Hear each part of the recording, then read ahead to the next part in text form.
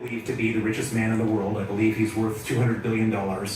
That money is held all over the world in banks in America and all over. In order to get that $200 billion, he's had to instruct a lot of people working for him, let's say 10,000 people working for him, to do terrible things, to arrest, kidnap, torture, and kill, to take people's properties away. As a result of the Magnitsky Act, he can no longer guarantee absolute impunity because all of a sudden we've created consequences in the West.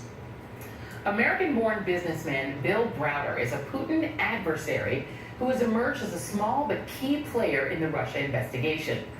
Browder was once the largest foreign investor in Russia until, he says, he and his attorney, Sergei Magnitsky, tried to expose massive corruption among people linked to the Kremlin. The backlash was fierce.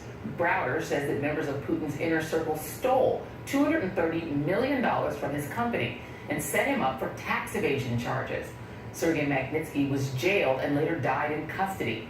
Browder was a driving force behind the 2012 Magnitsky Act in his name, which for the first time imposed sanctions on individual Russians, and which was ostensibly the topic of discussion at one now famous meeting in Trump Tower. And joining me now is Bill Browder, founder and CEO of Hermitage Capital Management. Bill, thank you so much for being here. Thank you. So your testimony got overshadowed because, of course, that was Scaramucci Day in the media. And so a lot of people didn't see it.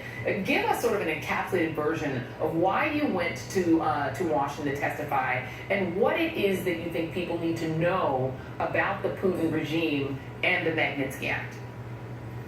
Well, the whole basis for showing up in Washington was that my lawyer, Sergei Magnitsky, had been murdered by the Russian government in 2009. And I embarked on this big project to get justice for him, which led to the passage of the Magnitsky Act, which freezes the assets and bans the visas of people who were involved in his murder and who do similar types of things in Russia. And Vladimir Putin became absolutely enraged by this whole thing. The reason he was enraged was because some of his money is potentially coming from the same crime that Sergei Magnitsky exposed, and all that money in the West can be frozen. And so he retaliated by banning the adoption of Russian children by American families. And then he carried on with his retaliation by doing various things, including a big lobbying campaign in Washington to try to get the Magnitsky Act repealed. And so I was invited to the Senate Judiciary Committee, and I was invited there to talk about all these Westerners, American lobbyists who were working effectively on behalf of Vladimir Putin, not admitting that they were, and trying to get this important piece of human rights legislation repealed. And the committee, the Judiciary Committee, was absolutely shocked by my testimony because people just didn't expect that the evil of Putin could be so clearly infiltrating Washington. And so when you hear that Donald Trump Jr. met with a lawyer who, among other things, has lobbied for the overturning of the Magnitsky Act, and that they talked about adoptions, what do you hear when you hear that set of facts? Well, the first thing I hear is that, my reaction is that there wasn't a single person in that room talking about adoptions. They were talking about this repealing sanctions against Putin and his cronies. And it doesn't surprise me that these people showed up in Trump Tower because Putin has been trying every different tactic he can to try to ease these sanctions, because these sanctions affect him more personally than anything else out there because his own money is at stake. So what you're saying and what you testified to then effectively is that Vladimir Putin himself could be subject to Magnitsky sanctions? That's exactly what I'm saying. I'm saying that Vladimir Putin is one of the richest men, if not the richest man in the world.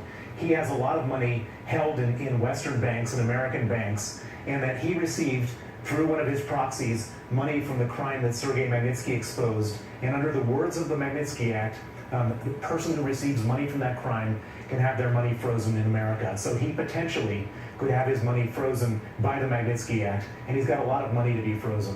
Now, I want to get your reaction to the U.S. President, to Donald Trump, on Thursday in New Jersey, and he was asked about the new suite of sanctions that he sort of reluctantly signed in response to Russia's interference in the 2016 election. Take a listen.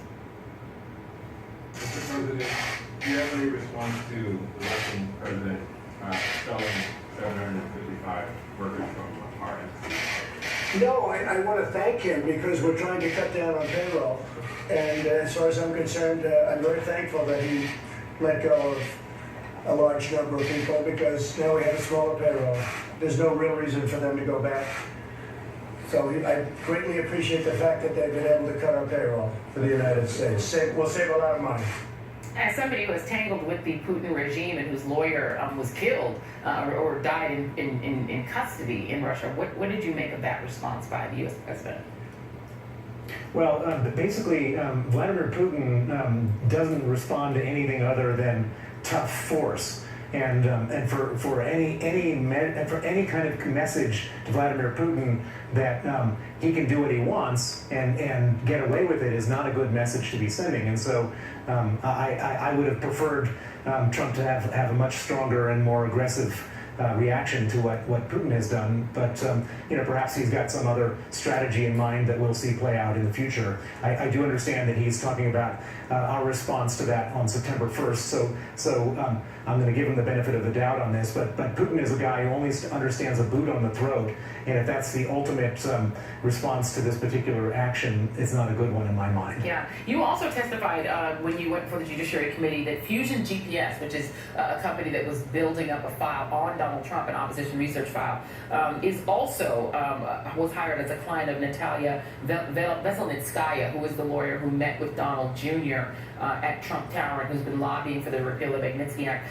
Are you contending that Russia was attempting to hurt Donald Trump in the election? Well, so there's two different issues. There was the Fusion GPS did a Donald Trump dossier, and Fusion GPS did an anti-Magnitsky dossier.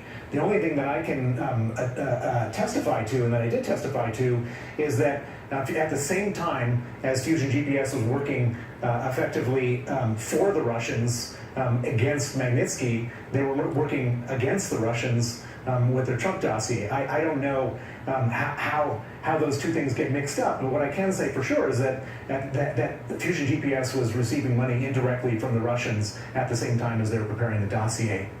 All right. Well, Bill Browder, we really appreciate you being here. Thank you so much for shining light on this situation. Thank you. Thank you. Thank you. All right. And coming up,